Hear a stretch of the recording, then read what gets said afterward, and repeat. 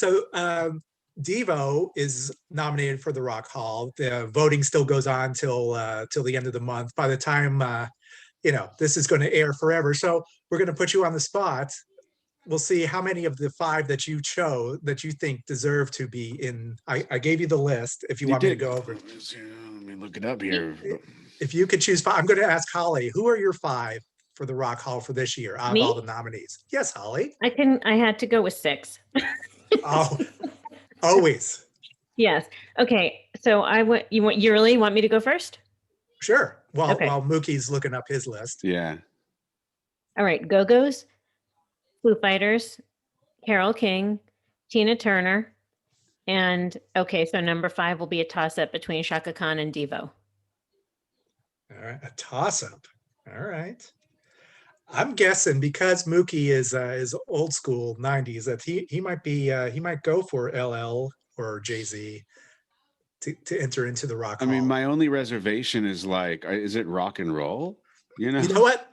I have had this conversation with Jim Nelson, and he takes that rock part in the nomination process very seriously, and he's like, the gate's closed. If it's not rock, it does not belong. So he wouldn't. Dionne Warwick, it's embarrassment. Like, why would this person even be in there?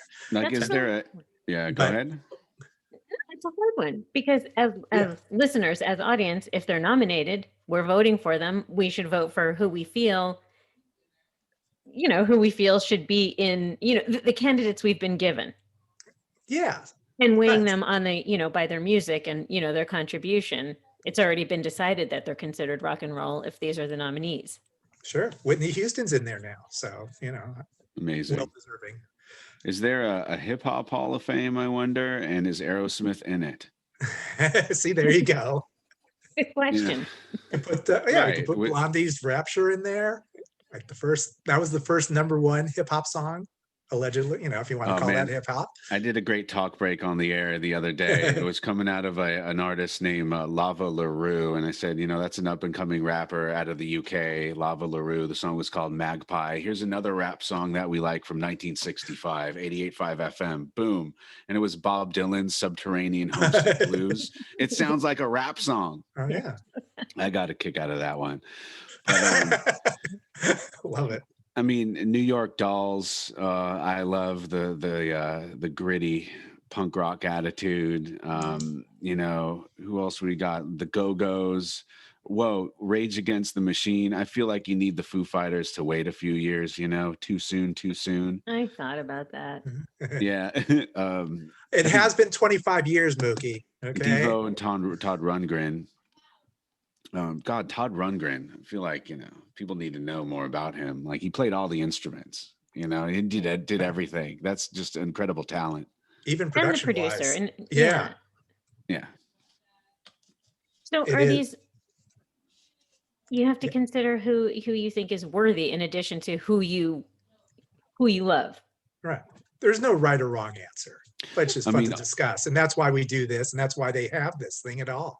Just because it opens up dialogues with so many music fans, like who deserves to go in. And what do we need to re-listen to? Yeah. How many do you need from me? Well, they're doing it online. You can vote for 5. So if you were to vote for 5 of these. Kate Bush, New York Dolls, Rage Against the Machine, Devo. And I owe you one more, don't I? Choose wisely. Todd Rundgren, I guess. Yeah. That's who. I mean, Tina Turner's amazing, though, type of thing. But that's also on my. I have to. She's got that HBO documentary that just came out. I have to. Haven't seen it yet, and that's going to be my weekend viewing. I'm going to watch. Nice. Yeah. I mean, Ike and Tina. Pretty rock and roll. Yeah. So rock and roll. Totally. Yeah. Oh God, that would be a tough one to leave out. I feel like Rage Against the Machine was kind of in the right place at the right time, almost. By the way, you're at CSUN. Do you know where Rage Against the Machine made their debut? Yeah, there's a video. Yes. Online that I saw. It's insane. A couple months ago. Yes, Rage Against the Machine at the Quad. Yeah. Playing their songs. it's just insane. And people are like, they're actually usually bands are playing and people aren't really kind of paying attention, or, just a handful of people are stopping there. As you watch this, a lot of people are like, whoa, what's this? This is kind of interesting. It's, watching this baby band just kind of like explode on their first gig. Like, Okay, word but got wait, I out think quick. I'm gonna have to call you out on this. You choose Rage Against the Machine, but say the Foo Fighters have to wait. Yeah, I do. Mainly because I've been waiting on Dave Grohl to call me. Oh, there it is. I know that his what the Foo Fighters like studio rehearsal space is like a stone's throw from the radio station, and I've heard through the management that they know about us, that they listen to the station. I've been trying to get at them for a really long time to do some content or a benefit show for our public station, and I got nothing. I think the Foo Fighters are certainly deserving, but I'll let them sweat a little bit. That's right. Let them twist in the wind until they give you a call. We'll let Dave know you'll vote for him next year if he'll do something with you guys this year. Do something. Yeah. Okay. Good enough for Tom Petty. It's good enough for Foo Fighters. I mean, come on. Right. Do it. Do a benefit. Yeah. So I'm Do just a gonna have to vote for them benefit. twice. The crazy thing, like I'll ask management all day and the record label, and you never even know if they even bring it up with the band.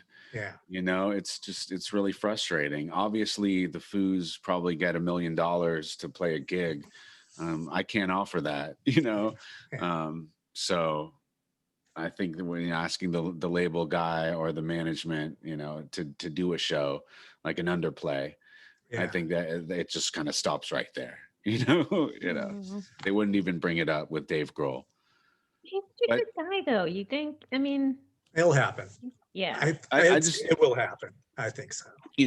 Dave, obviously, he's a philanthropist, and he's lurking around every corner of the internet all the time and popping up at random spots, doing these amazing things. I feel like if we talk to him directly, he would be like, yeah, I'll play a gig for you guys. That'd be amazing. He did a benefit for Casa Vega. I have a Casa Vega shirt because he wanted to help out his favorite Mexican restaurant. Foo Fighters tacos. Yeah, I bought a Foo Fighter taco that's like a brisket taco. He played a gig for a Mexican restaurant? No, he didn't play a gig. He just did. Oh. He sponsored. You could buy a Foo Fighters Casa Vega T-shirt and also buy a taco, what was called a Foo Fighter taco. And so I have a shirt with him, like him, Dave Grohl, and a taco, and it just says Casa Vega. And so it helped that restaurant. So great idea. You're right around it's going to happen. We're going to send him this clip. Yes. Come on. Unbelievable.